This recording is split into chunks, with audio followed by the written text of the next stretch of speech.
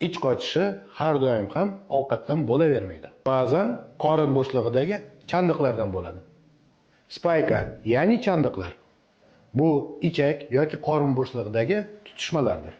Ular ochiq operatsiyalardan keyin qorindagi infeksiyalardan yoki yallig'lanishda paydo bo'ladi. Shu spaykalar ichak harakatini cheklaydi va og'riq, qabziyatni chaqiradi.